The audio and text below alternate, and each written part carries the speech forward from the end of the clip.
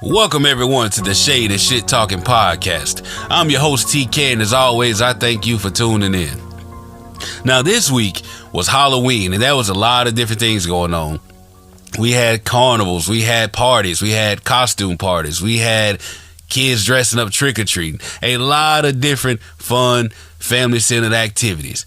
And I hope you guys had fun in whatever activities you chose to participate in. I know my kids did. They got dressed up, got a bunch of candy, and they really did their thing. And speaking of which, listen, parents, we got to stop taking our kids goddamn candy. 1 or 2 pieces is cool, man, but you just can't take all the goddamn Reese's Cups and M&M's and Twix and Kit Kat out their bag, leaving them goddamn candy corns and sweet tarts. Don't be like that. I know I'm personally guilty of it. I have to catch myself like, damn, you wrong for that, but I'm gonna get this one more piece and I'm gonna be through with it. So let your kids enjoy their candy. Shit, my son sleep with his bag. That's how bad he know I am.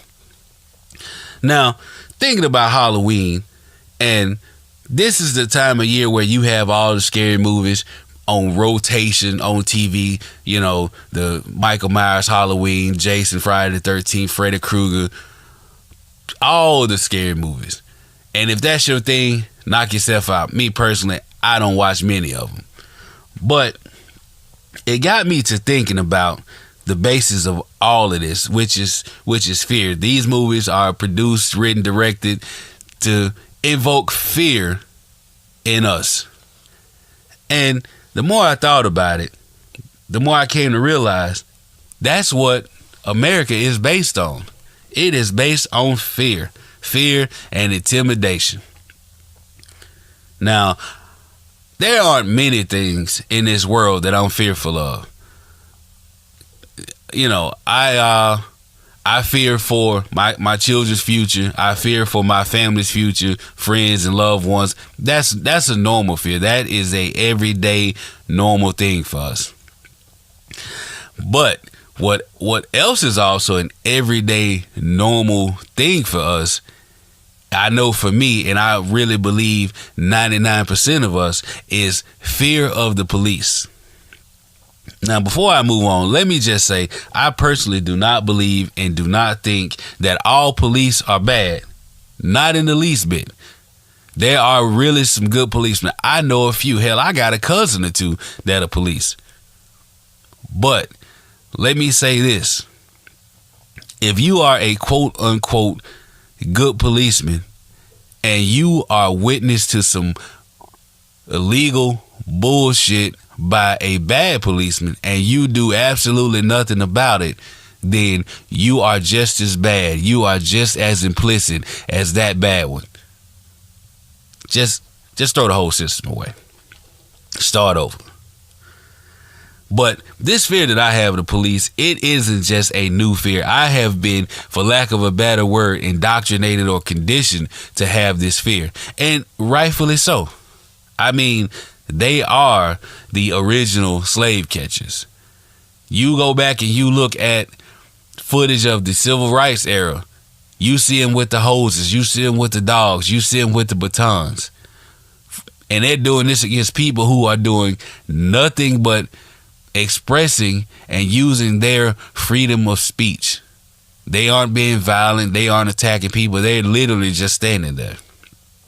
Then you look at over time how they've had cops terrorizing neighborhoods and doing just, you know, some of the most foul shit ever. And you fast forward through time and you get up to today, and there's literally a list a mile long of names of people, of black human beings who have been unjustly murdered at the hands of the police. So this fear is real. Like, I'm no criminal. I'm no whatever they want to call me, thug, whatever. I'm clean, record, license, vehicle, system, clean. And when they get behind me, I still have a little fear that creeps up inside of me. I automatically go into a survival mode, survive the encounter mode. That's the first thing that comes in my head. And and this happens even when I know I hadn't done anything. They could be switching lanes and get behind me just to move over, and I still have this fear. And that's crazy as hell. And I'm pretty sure I am not the only one who goes through this. I mean, look at, just like I said, look at the history. Look at the history of the U.S. And that tells you why we have this fear. Now, we black people, we aren't the only ones who have fear. As I was thinking about this and reading about, a couple things, I came across the term Negrophobia. And yes, that is a real thing.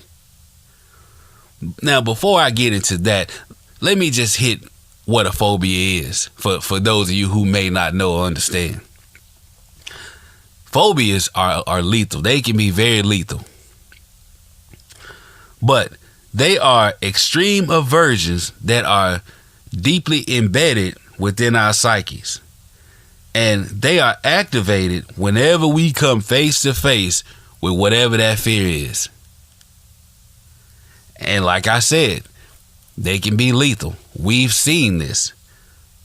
Michael Brown, Philando Castile, Tamir Rice, Alton Sterling, Amadou Diallo, Sandra Bland. I mean, I can just say names, and that'll be a whole 45-minute podcast of me just saying goddamn names. Walter Scott. And the phobia of the police is real and it's lethal. Now, Negrophobia, that is the phobia of black people. We don't have it. You know who have it.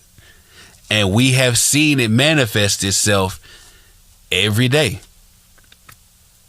Like I said earlier about, you could turn on the TV and see these movies or go to the movies and see this shit about fear. Well, you don't even have to go to the movies to see make-believe shit to see fear. Turn on your TV, watch the news. It's some scary shit. Now, you look at the history of the United States, and you will see this white fear of black people over and over and over and over again. From the student who had the police call them in for sleeping in the common area, the two guys at Starbucks who was sitting there minding their business, the colonizer nonsense moment I talked about last week in St. Louis with the lady who wouldn't let the guy in. Like, this shit is real. Go back to Tulsa and Black Wall Street. That was fear. They had a fear of being less than these successful, thriving black people. And they burned that motherfucker to the ground under the guise of a black man touched a white woman. Again, look at the history. Look at the current history of our country. Right now, black people are getting killed at a 5-to-1 ratio by the police. 5-to-1. And we have seen stories where they admit that they were scared. They feared. That, matter of fact, that is the go-to line. I feared for my life. But we have seen them take down actual, armed white guys who just finished killing people. Take them down without shooting them. Take them down without killing them.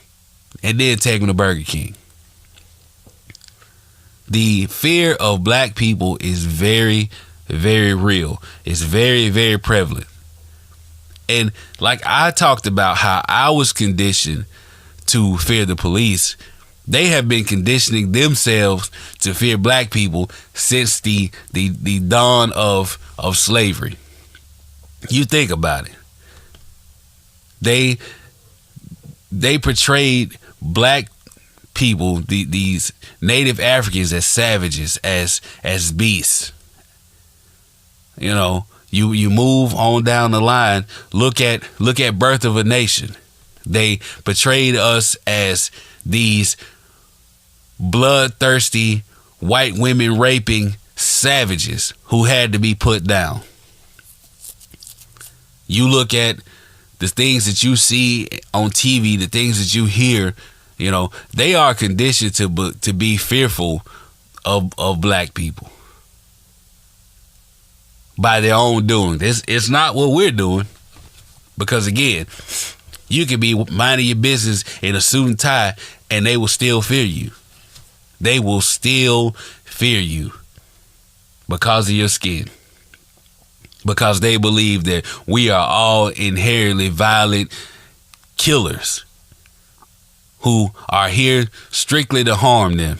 Man, I'm just minding my goddamn business. I'm not thinking about you.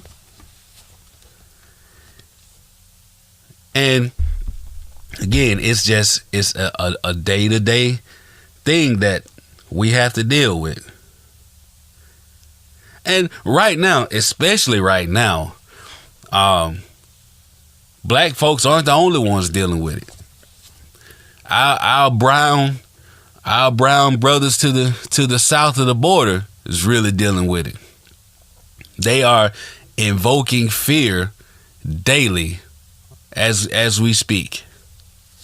Like right now, there's this invasion coming. They're literally calling this an invasion of these migrants walking towards the U.S. That's fear.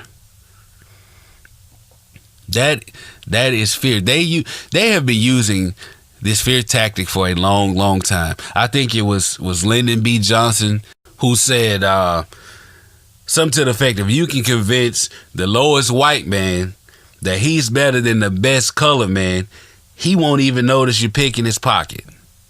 Now, he used fear as a tactic to divide and conquer. And let's make no mistake, fear and racism, they go hand in hand. Fear and racism are siblings, if you want to be honest. And you look at the history of this country. Look at it. The history itself explains it. It explains that white fear is just another way to enforce racial segregation. They go hand in hand. Again, they use and the people that I talked about earlier, you know, that called the cops and on these innocent people minding their business, they tend to use this fear as a means of justification for calling the police on some bullshit.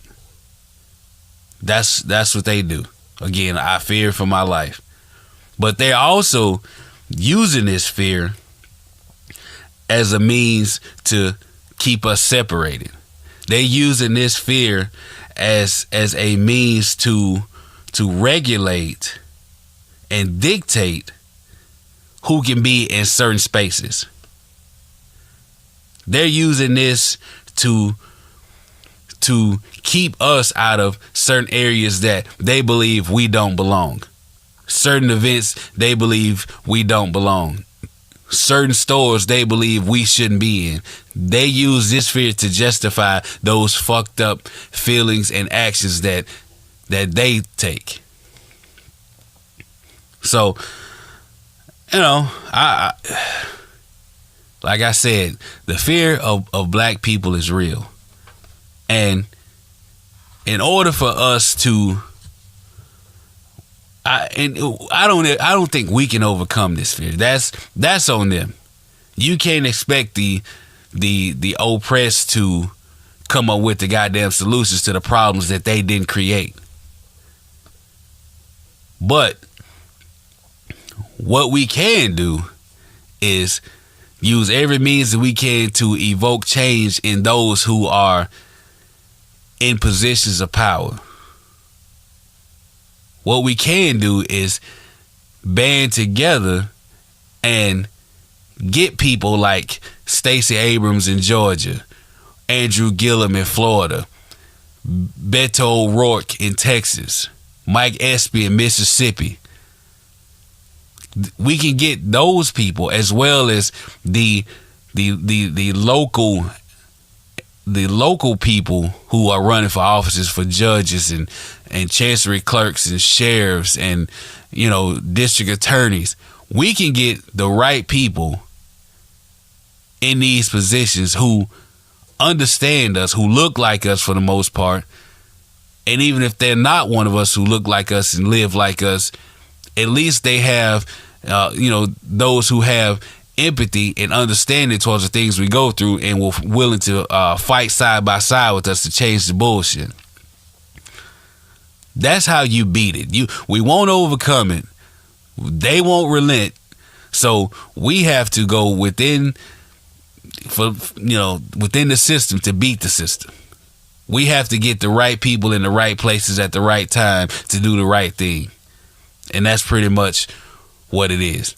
So with that being said, midterms are coming in a few days.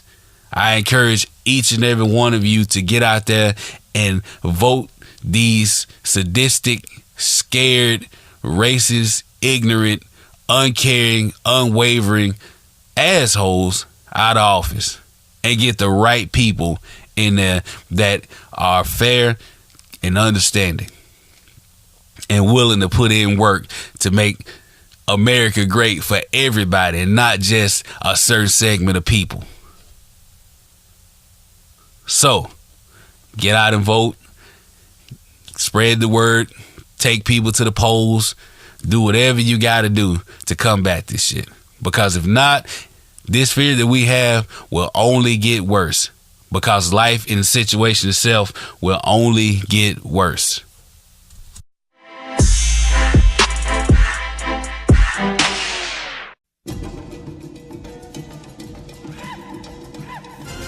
So this week's For the Culture segment, it falls right in line with the overall tone of what I was talking about earlier, as far as black fear, as far as whites having a fear of the ascension of black people. So what I'm talking about happened this week back in 1890, and it's called the Mississippi Plan. And this plan affected black folks tremendously during this time. So the Mississippi Plan was developed by conservative white Democrats. It was a part of the white insurgency during the Reconstruction era to overthrow the Republican Party in Mississippi. And they did this by the use of organized threats of violence, suppression, voter suppression, purchasing the black vote. And basically, the Democrats wanted to regain political control of the legislature and the governor's office. And they succeeded. And in doing so, it led to similar plans being adopted by white Democrats in other southern, heavily populated black states like South Carolina. Now, to end election violence and ensure that freedmen were excluded from politics, the Democratic-led, Democratic-dominated state legislature, they passed this new constitution in 1890. And what it did, it basically disenfranchised black people. It disarmed most black people by erecting barriers to voter registration, as well as legally owning firearms. Now, this disenfranchisement, it was enforced through terrorist violence, it was enforced through fraud, and intimidation and all this stuff just pretty much led black people to stop trying to register to vote. And they didn't regain the power to vote until the 1960s after the Voting Rights Act. But once the whites regained control of the state legislature using the tactics that I talked about earlier, they started a process known as redemption. They used gerrymandering, which you heard me talk about before, but they used gerrymandering of election districts to further reduce black voting strength and minimize the number of black elected officials. And like I said, they used this plan strictly to their advantage to further knock down black people because they feared black people. They used this plan and created hurdles like having them knowing the Constitution, also having them to do literacy tests. Now, granted, keep in mind that we're talking about 1890. Slavery, quote unquote, ended in 1865 or whatever. And, those previous 400 years or whatever it was, black folks weren't allowed to read. So, again, they used everything they could to their advantage, which still goes on today. So, that's just another quick fact brought to you by Black with No Chaser. And also, speaking of which, we do things out of necessity because of things like this. And one of the things that we did, we have to start our own because we weren't allowed to do anything or use anything that they had. And also during this week in history for our culture, on this date, which was November 1st, Grambling State University was founded.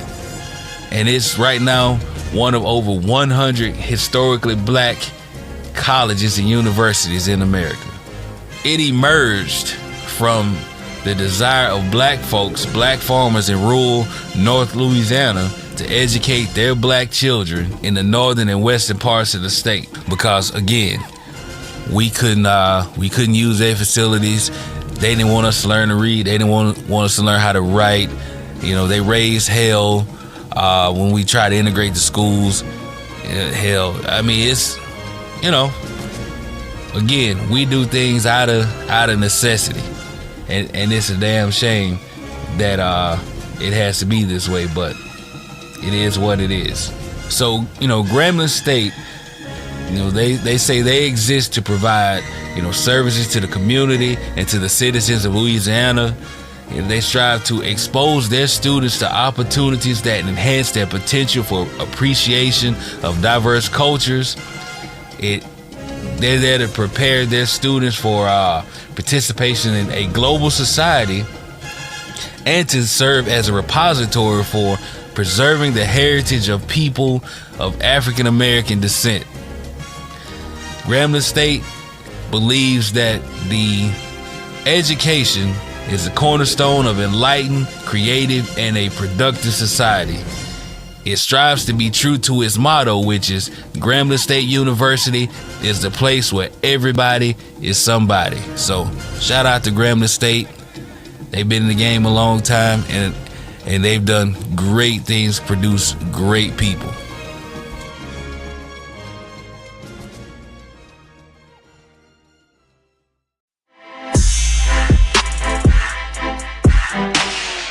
Ladies and gentlemen, ghosts and goblins, gather around for this week's special Halloween Blackface episode of Colonizing Nonsense. My first colonizer nonsense moment takes me to the Today Show. So, last week, Megyn Kelly got fired because of her blackface comments, basically saying that, hey, it's okay. We can all dress in blackface. I've never heard of it being bad, even when I was younger. Yeah, right. So, anyway, she lost her job, and a lot of white people were mad as fuck. Oh well. So, yesterday, Al Roker went for Halloween as Doc McFly from the Back to the Future series. And boy, he got them son of a bitches pissed off. Boy, they was tweeting up a storm. They was calling him a hypocrite for talking about Megyn Kelly dressing in blackface while he went as Doc Brown, and they accused him of whiteface. Oh, white people, just stop. Listen, that was not whiteface. He went as a white character. Huge goddamn difference. Now, if this nigga would have went and painted himself white, you may have had a point. But not today. Try that bullshit with somebody else. Y'all need to learn history, know what blackface is, and understand you can't do that shit. Period. Leave it alone, man. Just leave this shit alone. My next colonizer nonsense moment takes me to Missouri, the show me state. Well, based off of these past couple of weeks, these motherfuckers have showed me they ain't learned shit. Headline: Nurse loses job after sharing blackface Halloween costume on Facebook. Listen, man, first of all, let me just start by saying, if you get in trouble for telling on yourself, then goddamn it, you deserve whatever happens to you. I mean, seriously, that's the number one rule in anything in life. Don't tell on yourself. God damn. So, in Lee's Summit, a nurse got fired after sharing this picture of herself on Facebook dressed as Beyonce. Oh, man. Why do y'all keep doing this shit? I mean, why? Have y'all not seen the other people fucking up? But whatever. So, this lady went as Beyonce and her husband was dressed as Jay-Z, or what he thought was Jay-Z, and they both in blackface like fucking idiots. And the dude, he had over-exaggerated pink lips and shit. Now, I know Jay lips is big. I mean, they do look like a goddamn camel, but goddamn people. Come on, white people. Stop the bullshit. So, anyways, she had a job as a nurse. She posted a picture, and everybody caught wind of it.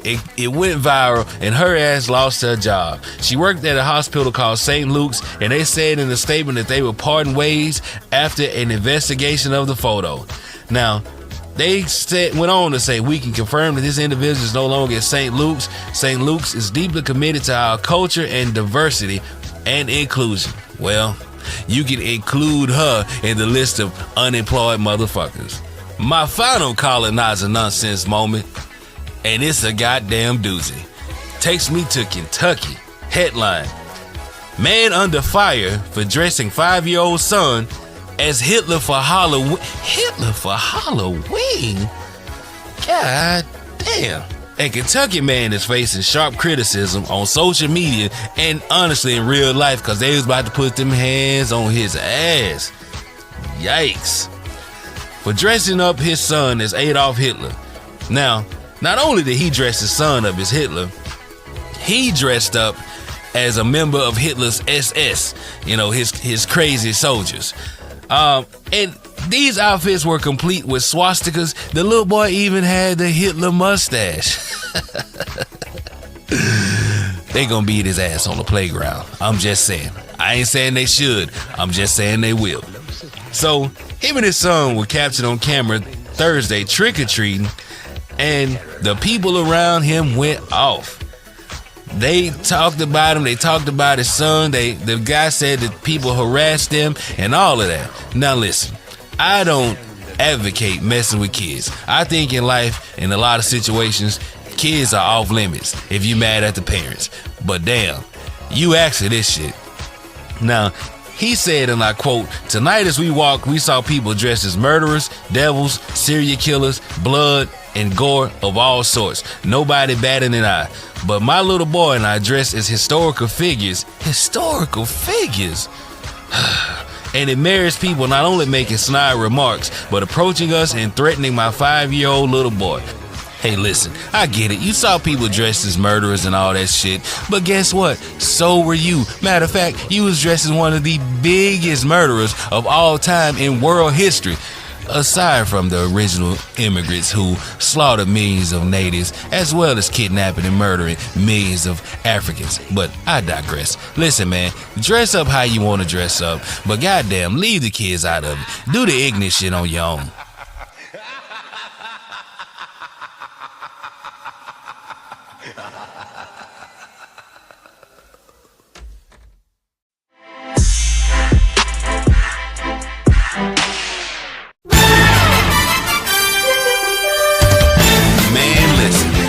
Under the impression that it wasn't supposed to be this much smoke in the NBA season this early, but shit, somebody done told me wrong.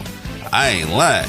Now, the other day, Oklahoma City Thunder, led by skinny jean and capri pants enthusiast Russell Westbrook, took on the Los Angeles Clippers, and man, them boys went at it. Shoot. So, listen, there's a long simmering feud between Russell Westbrook and Patrick Beverley of the Clippers, and it erupted again Tuesday night. Man, listen.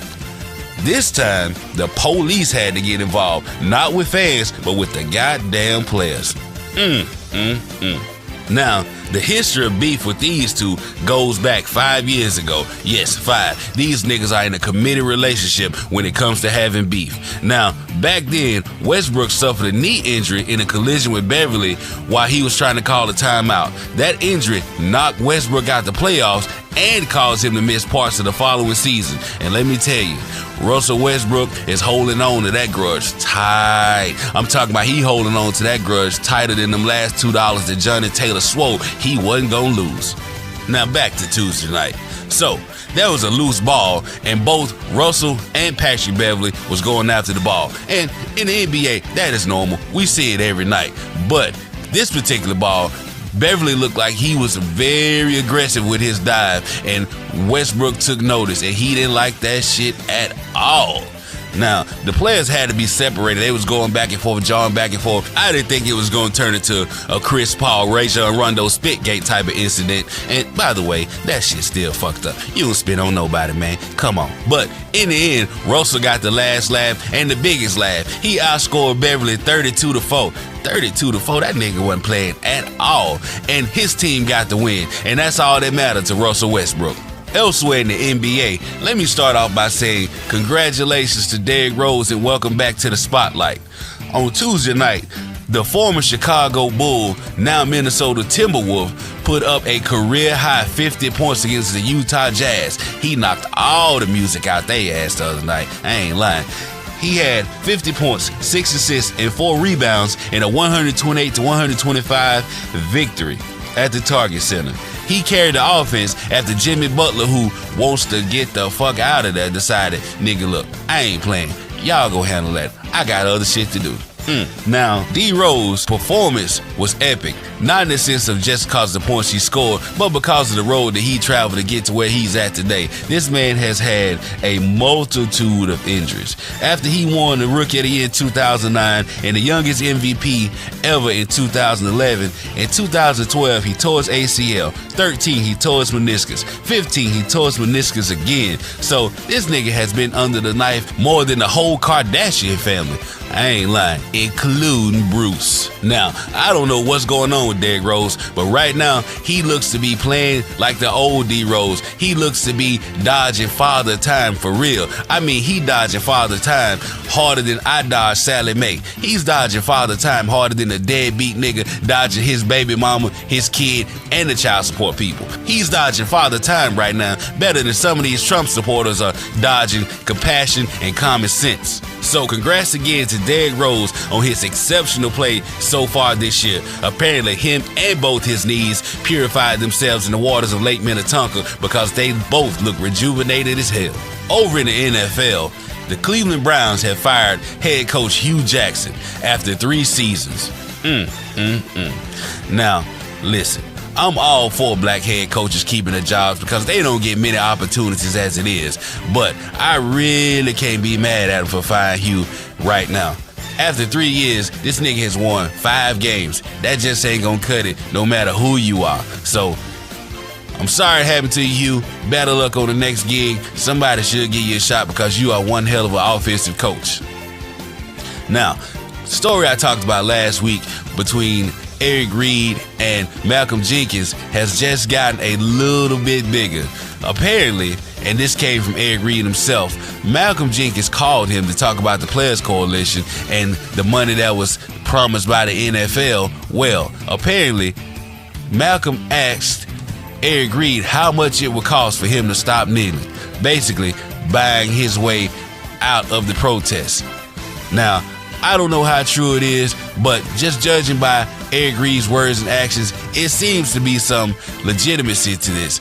I won't pick sides because I like both guys. They both putting in real work, and I hope they just squash this shit and move forward.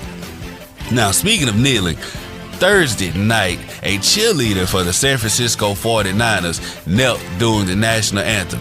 I hope she enjoyed cheering because that was her last time cheering. They gonna fire her ass with the quickness and she won't get touched by another team.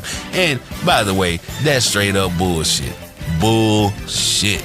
In other sports news, on Thursday night, Simone Biles made history by becoming the first woman gymnast to win 4 all-around world championships. Now, for those of you who don't know, Simone is the most decorated world champion in gymnastics history, and she's the only American to earn world medals in every single event.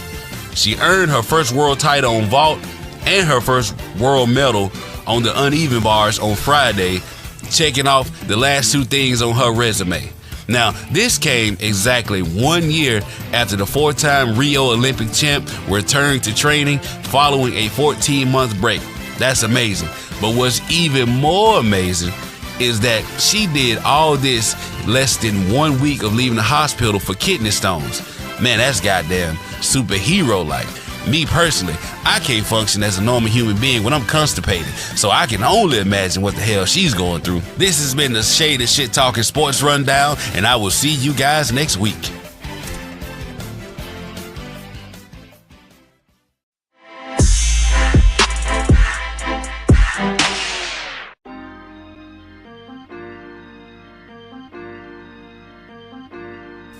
As always, thank you for tuning in to the Shade and Shit Talking podcast, brought to you by the fine folks at Black with No Chaser. Make sure you like and follow and share our new website, www.blackwithnochaser.com, as well as our pages on Facebook, Twitter, and Instagram. Also, make sure you look out for our sister group, MMIG, that's Melanated Millennials Investment Group, also located on Twitter, Instagram, Facebook. Now, Tuesday is a very important day, midterm, so I encourage each and every one of you to get out there and vote. Make your vote count. Let your voice be heard. I went and voted yesterday, early voting, to make sure I put my shit in to get some of these fools out of office. So, I encourage you all to do the same. Now, I hope you guys enjoyed the podcast. I hope you enjoyed this episode. I hope that what I said encourages someone, enlightens someone, educates someone. Remember, fear is real. We all have fears, and there's nothing to be ashamed of. But we must recognize this fear and do what we can to combat that fear. And with that being said, again, thank you for tuning in. I really enjoyed it, and I look forward to seeing you guys next week.